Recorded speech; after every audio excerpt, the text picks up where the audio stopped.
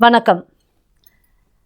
இந்த இரண்டாம் பகுதியில் நாம் பார்க்க போகிறது எப்படி இஸ்லாமிய படையெடுப்பாளர்களால் நம்மளோட கோயில் விக்கிரகங்கள், சாமி விக்கிரகங்கள்லாம் சேதாரப்படுத்துறதுலேருந்து காப்பாற்றுறதுக்கு எப்படி சனாதன ஹிந்து பக்தர்கள் அந்த விக்கிரகத்தை எப்படி காப்பாற்றிருக்காங்க அப்படின்னு பார்க்க போகிறோம்.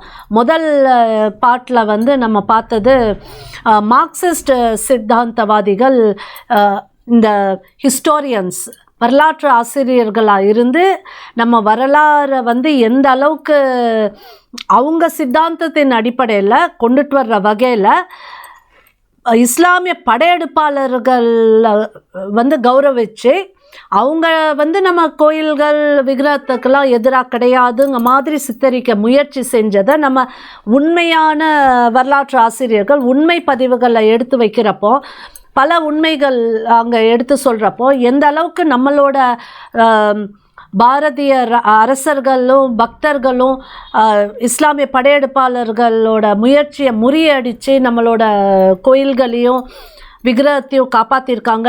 அந்த படையெடுப்பாளர்கள், இஸ்லாமிய படையெடுப்பாளர்களோட கொடூர தாக்குதலில் எந்த அளவுக்கு மக்கள் வேதனையில் இருந்தாங்க, நம்ம கோயில்கள் எப்படியெல்லாம் சேதாரம் அடைஞ்சிருக்கு, இதெல்லாம் நம்ம பார்த்தோம். அதுக்கு எப்படியெல்லாம் சொல்யூஷன்ஸ் கொடுக்கப்பட்டிருக்கு அப்படிங்கிறதையும் நம்ம பார்த்துருக்கோம். இப்போ அந்த ஜெயின் பிரபாசூரி அவர் சொன்னாப்புல நம்ம விக்கிரகங்கள்லாம் இஸ்லாமிய படையெடுப்பாளர்கிட்டேருந்து காப்பாற்றுறதுக்காக பூமிக்கு உள்ள குழி தோண்டி அங்கே புதைக்கப்பட்டு காப்பாற்றப்பட்டிருக்கு அப்படிங்கிற விஷயங்களையும் நம்ம பார்த்தோம். பல விஷயங்கள் அதில் பார்த்துட்டு இப்போ நம்ம இந்த சாமி விக்கிரகங்கள் எப்படி வீதியில் ஊர் ஊராக தெரு தெருவாக சுற்றி காப்பாற்றப்பட்டிருக்கு அப்படிங்கிறத பற்றி நாம் பார்க்க போகிறோம் சில உதாரணங்களோட.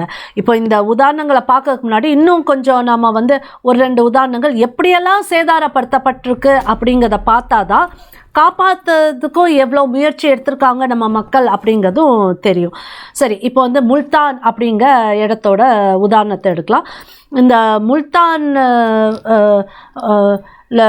முல்தான்க இடத்துல அரேபிய படையெடுப்பாளர்களான முகமது பின் காசிம் 75 வருஷமாக முயற்சி செஞ்சு 75 வருஷத்துக்கு அப்புறம்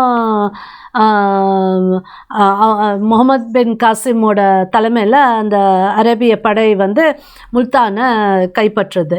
இப்போ இந்த முல்தான் அப்படிங்கிற இடம் அங்கே ஒரு பெரிய கோயில் இருக்குது. அந்த கோயிலில் வச்சுக்கிட்டே அந்த நகரத்தை ஸ்வர்ண நகரம், சிட்டி ஆஃப் கோல்டு அப்படின்னு சொல்லப்படுது.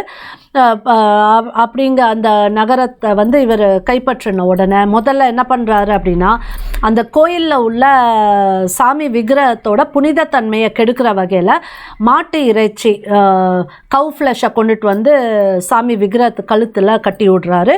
அதுக்கப்புறம் பக்கத்தில் ஒரு மசூதியை கட்டி பல தொந்தரவுகள்லாம் தர்றப்போ நம்ம ஹிந்து பக்தர்கள், கோயிலுக்கு வர்ற பக்தர்கள் என்ன சொல்கிறாங்க அப்படின்னா, முகமது பின் காசிம் கிட்ட சொல்கிறாங்க, நாங்கள் உங்களுக்கு எங்கள் வருமானத்தில் இருந்து 3ல் 1 பங்கை நாங்கள் உங்களுக்கு கொடுக்குறோம், எங்கள் கோயிலை மட்டும் விடுவிச்சிருங்க அப்படின்னு சொல்லிட்டு ரிக்வெஸ்ட் பண்ணி அவங்களுக்கு 1/3 ஆஃப் த ரெவென்யூவை முகமது பின் காசிம்க்கு பக்தர்கள் செலுத்தி கோயிலுக்கு போக ஆரம்பித்தாங்க நம்ம பக்தர்கள்.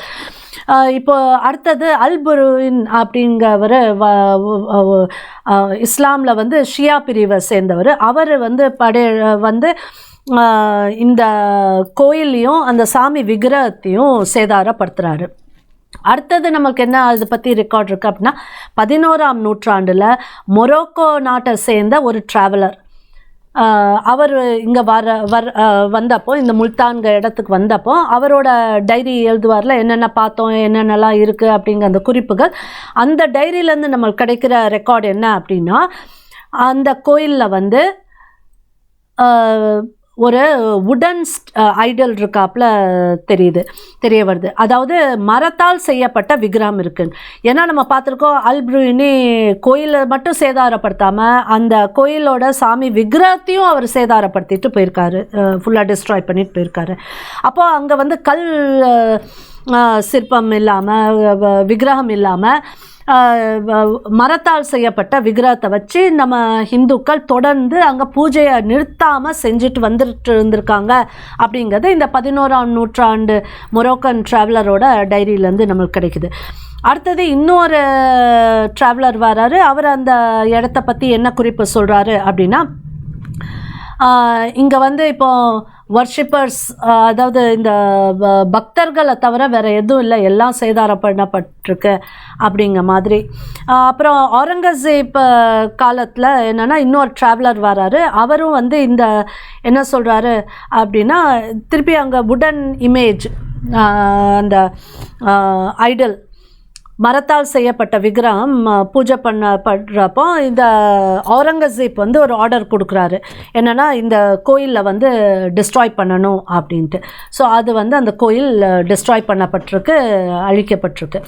சரி, இப்போ இது வந்து எப்படியெல்லாம் நம்ம எப்படியெல்லாம் படையெடுப்பாளர்கள் நம்ம கோயிலில் டார்கெட் பண்ணி அதை சேதாரப்படுத்தினாங்க, நம்ம பக்தர்கள் எப்படி தொடர்ந்து அதை போராடிட்டு போயிட்டு இருந்திருக்காங்க அப்படிங்கிறத நம்ம ஒரு இந்த முல்தானோட எக்ஸாம்பிள் பார்த்தோம். இப்போ இன்னும் ஒரு எக்ஸாம்பிள் என்ன அப்படின்னா, பிரிட்டிஷ் கொலனித்துவ தப்போ பாரதத்தில் அவங்களுக்கு ஒரு பூமிக்கு அடியிலேருந்து ஒரு சூரிய பகவானோட ஒரு விக்கிரகம் கிடைக்கிது. அது வந்து எடுத்துகிட்டு போய் அவங்க இங்கிலாண்டில் இருக்க மியூசியமில் வச்சுருக்காங்க. அப்புறம் 1950ஆம் ஆண்டு என்ன அப்படின்னா, இட்டாலி நாட்டை சேர்ந்த ஒரு டீம் ஆஃப் ரிசர்ச்சர்ஸ் வராங்க. எங்கே வராங்க அப்படின்னா, கஸ்னிவி அப்படிங்க அந்த இடத்துக்கு, அதாவது அந்த மஹமூத் கஸ்னி வந்தார்ல, அவரோட அந்த ஊருக்கு ஒரு சர்வேக்கு வராங்க, ஒரு ரிசர்ச் பண்ணுறாங்க. ரிசர்ச் பண்ணுறப்போ அவங்களுக்கு என்ன தெரியுது அப்படின்னா, அங்கே வந்து ஒரு மசூதி இருக்குது. அந்த மசூதியோட படிக்கட்டு, அந்த படிக்கட்டில் அவங்களுக்கு சில விக்கிரகங்கள் கிடைக்குது, 4 துண்டாக கிடைக்குது. அந்த 4 துண்டையும் சேர்த்து வச்சு பார்த்தா சூரிய பகவான் அப்படின்ட்டு அவங்க வந்து தீர்மானிக்கிறாங்க. அப்போது சூரியனை வழிபடுறது பாரதம் தான். அப்போ பாரதத்துலேருந்து எடுத்துகிட்டு போன விக்கிரகமாக தான் இருக்கணும் அப்படின்னு நமக்கு தெரியுது. இதில் என்ன அப்படின்னா, இது படிக்கட்டில் வச்சு அந்த சூரிய பகவானோட முகம் அப்படியே சமமாக இருக்குது. எப்படி அப்படின்னா, இத்தனை ஆண்டுகளாக மக்கள் அது மேலே ஏறி ஏறி ஏறி ஏறி போய் தேஞ்சு தேஞ்சு தேஞ்சு தேஞ்சு சமமாக இருக்குது. ஸோ இது வந்து படிக்கட்டில் வைக்கிற அளவுக்கு லட்சக்கணக்கான மக்கள் அதை மிதிச்சுட்டு போகணுங்கிற நோக்கத்தோட வைக்கிற இந்த எண்ணம் தான் அந்த இஸ்லாமிய படையெடுப்பாளர்களுக்கான நோக்கமாக இருந்திருக்கு. விக்கிரக வழிபாட்டை அழிக்கணும் அப்படிங்கிற அவங்க சித்தாந்தத்துக்காக அவங்க செயல்படுற முறைதான் அப்படின்ட்டு இந்த இட்டாலி நாட்டை சேர்ந்த ஆராய்ச்சியாளர்கள் கொடுத்த ரிப்போர்ட் படி இதுதான் வந்து நம்மளுக்கு தெரிய வருது. சரி, இப்போ வந்து இந்த அளவுக்கு சேதாரம் நடந்திருக்கு, அதெல்லாம் காப்பாற்றுறதுக்கு பூமிக்கு அடியில் புதைச்சி வச்சுருக்காங்க. அது அப்போ ஒவ்வொரு காலகட்டத்துலேயும் ஒரு சிலருக்கு ஞான மூலமாகவோ இல்லாட்டி சிலர் அப்படி தலைமுறையாக குரு சிஷ்யருக்கு சொல்லி அப்படி ஏதாவது வாய்மொழி அவங்க பத்திரமா வச்சுட்டு இருந்து ஒரு காலகட்டத்தில் அதை வெளியில் எடுக்கிறதுக்கான வாய்ப்புகள்லாம் நிறைய வந்திருக்கு.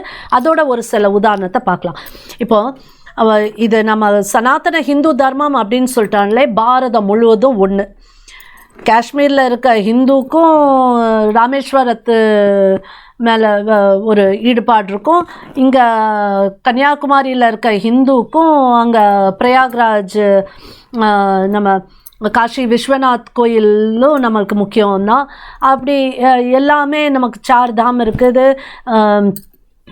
சக்தி பீடங்கள் இருக்குது, ஜோதிர்லிங்கங்கள் இருக்குது. இந்த மாதிரி பல எல்லாமே வந்து நம்மளை பாரத தேசத்தை மொழியால் நம்மளோட மாநிலமாய் நம்ம பிரிஞ்சால் கூட நம்மளை ஒன்று சேர்க்கிறது இந்த சனாதன ஹிந்து தர்மம் தான். இதுக்கு பல நூற்றாண்டுக்கு முன்னாடியே நான் உள்ள சில உதாரணங்களை முன்வைக்கிறேன்.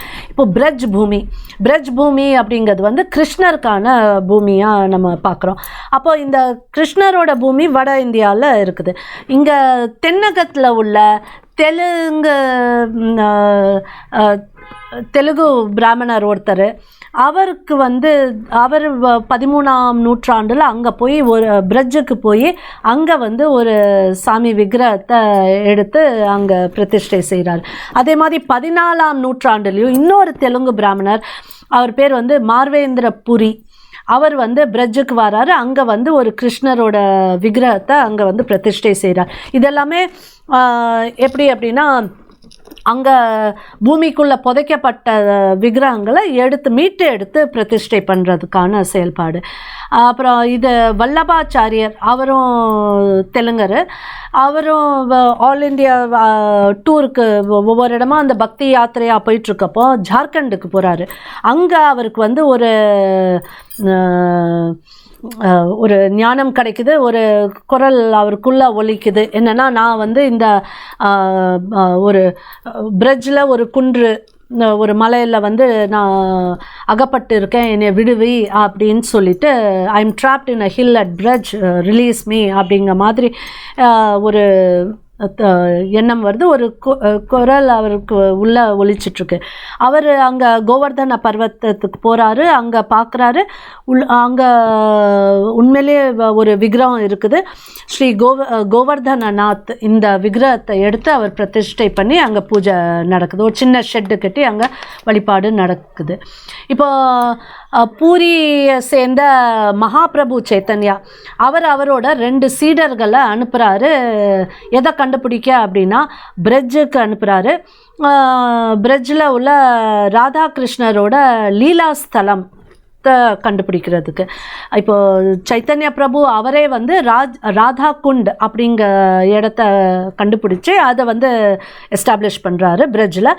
அதே மாதிரி இவரோட சீடர்கள் 2 பேர், ரூப் சந்தானம் 2 பேர், அவங்க வந்து 2 விக்கிரகத்தை, அதாவது ஒரு விக்கிரகத்தை, தானே தோன்றிய விக்கிரகம், செல்ஃப் மேனிஃபெஸ்டட் ஐடல் அப்படின்னு சொல்ற இந்த கோவிந்த தேவ் விக்கிரகத்தை கண்டுபிடிச்சி எடுத்து அங்கே கோவிந்த தேவ் டெம்பிள் கோயிலில் கட்டி அங்கே பிரதிஷ்டை பண்ணுறாங்க. இந்த கோவிந்த தேவ் கோயிலுக்கு தான் பக்தை செயின்ட் மீராபாய் அவங்க வந்து துவாரகா போகிறதுக்கு முன்னாடி இங்கே வந்து வழிபட்டுட்டு போகிறதா ஒரு விஷயம் இருக்குது. அப்புறம் 1519 வாக்கில் அக்பரோட இந்த ராஜா மான்சிங் வராரு. இந்த ராஜா மான்சிங் இந்த கோயிலில், ஒரு சின்ன கோயிலை பார்த்துட்டு அப்புறம் அவரே வந்து இதை வந்து ஒரு பெரிய கோயிலாக கட்டுறாரு, இந்த கோவிந்த தேவ் கோயிலை. சரி, இப்போ வந்து இது நம்ம வந்து பார்க்குறது பிரிட்ஜ் பூமிக்கு. இங்கே பாரதத்துலேருந்து பல இடத்துலேருந்து எப்படி மக்கள் போய் ஆன்மீகத்தில் ரொம்ப ஈடுபட்டவங்க, குருமார்கள், அவங்களாம் போய் எப்படி போய் அங்கே போய் விக்கிரகத்தை பிரதிஷ்டை பண்ணிட்டு வந்திருக்காங்க அப்படின்ட்டு. அப்போ இப்போது வந்து 1669 வந்து அவுரங்கசீப்போட கட்டளையின்படி என்ன அப்படின்னா, முக்காவாசி அந்த ராஜஸ்தான், குஜராத் அந்த பகுதியில் உள்ள முக்காவாசி கோயில் தகற்றப்பட்டு அங்கே உள்ள விக்கிரகங்கள் சேதாரம் பண்ணப்பட்டிருக்கு அவுரங்கசீப்பால். இப்போது நம்ம பார்த்தது 2 விக்கிரகம், கோவர்தனநாத் அண்ட் கோவிந்த தேவ். இப்போது இந்த அவுரங்கசீப்போட இந்த கட்டளையில் என்ன அப்படின்னா, இந்த கோவர்தனநாத் விக்கிரகம் சேதாரம் அடைஞ்சிடக்கூடாதே அப்படின்ட்டு பக்தர்கள் அதை எடுத்துட்டு 2.5 வருஷம் ரோட்லேயே பயணம் செஞ்சுட்டு இருந்திருக்காங்க. ஃபைனலாக நாத் துவாரா அப்படின்னு மேவாருங்க இடத்துல, நாத் துவாராங்க இடத்துல அந்த மாட்டு வண்டியோட சக்கரம் மாட்டிக்கிறது. அதுக்கப்புறம் அது நகரவே இல்லை. அப்போ அதை அங்கே வந்து பிரதிஷ்டை செய்கிறாங்க. இந்த கோவிந்த தேவ் விக்கிரகம் வந்து 1 ஆண்டில், 2 ஆண்டில், 10 ஆண்டில், 70 ஆண்டுகள் ரோட்லேயே சுற்றிட்டு இருந்திருக்கு, ஊராக சுற்றிட்டு இருந்திருக்கு. 1669 1739 வரைக்கும். ஏன்னா இந்த இஸ்லாமிய படையெடுப்பாளர்கள் பார்த்தாங்கன்னா அதை சேதாரப்படுத்திடுவாங்க, டெஸ்ட்ராய் பண்ணிடுவாங்க. அப்படிங்கிறதுனால பக்தர்கள் அதை வந்து ஒரு இடத்துலேருந்து இன்னொரு இடம், இந்த விக்கிரகத்தெல்லாம் சின்ன விக்கிரகமாக இருக்கும், எப்படிலாம் கொண்டுட்டு போயிருக்காங்க அப்படின்னா, ஒன்று பக்தர்களோட தலைப்பாகைக்கு உள்ளே வச்சு கட்டி, இல்லாட்டி ஏதாவது துணிக்குள்ளே வச்சு கட்டி, ஆனால் அங்கங்கே நிறுத்தி பூஜை வழிபாடு அந்த நேரத்துக்கு நேரம் செஞ்சு, அபிஷேகம் நெய்வேத்தியம் எல்லாமே செஞ்சு, அதுக்கு எந்த வகையிலையும் தடை இல்லாமல் சாமியோட விக்கிரகத்தை ஒரு கோயிலில் எந்த புனிதத்தன்மையோட அதுக்கான சடங்குகள் நடக்குமோ, அதுக்கான வழிபாடு முறைகள்லாம் நடக்குமோ, அது அத்தனையும் நிறைவேற்றி 70 வருஷமாக தலைமுறையாக அது எத்தனை கை மாறி எத்தனை பேர் உதவி செஞ்சு, சில பேர் வீட்டில் அதை நைவேத்தியம்லாம் சமைக்கிறதுக்கு அபிஷேகம் பண்ணுறதுக்கெலாம் அங்கங்கே பக்தர்கள் வீட்டில் இருந்து அங்கே வச்சு செஞ்சு எவ்வளோ கஷ்டப்பட்டிருப்பாங்கன்னு நீங்கள் பாருங்கள். 70 வருஷமாக ஒரு விக்கிரகத்தை, சாமியோட விக்கிரகத்தை காப்பாற்றுறதுக்காக சனாதன ஹிந்து பக்தர்கள் செஞ்ச வேலைகள்ங்க இதெல்லாம். இதுக்கு ஒன்றும் பெரிய படை தேவையில்லை, உணர்வு இருந்தால் போதும்.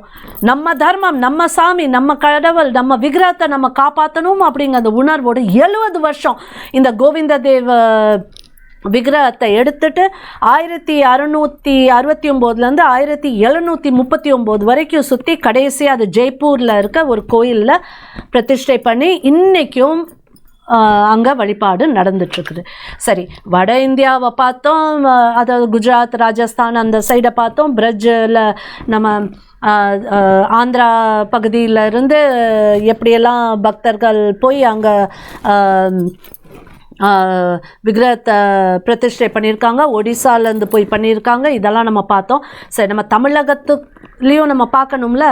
தமிழகத்தில் உள்ள ஒரு 2 உதாரணத்தை சொல்கிறேன். பொள்ளாச்சி பக்கத்தில் இருக்க ஒரு கிராமம் ரமணி முதலி புதூர் அப்படிங்கிற ஒரு கிராமம். இந்த கிராமத்தில் 861ஆம் ஆண்டு வீர ராகவ சோழர் அவர் கட்டின ஒரு பெரிய சிவன் கோயில், சிவலிங்கமும் நந்தீஸ்வரரும் அங்கே இருக்குது.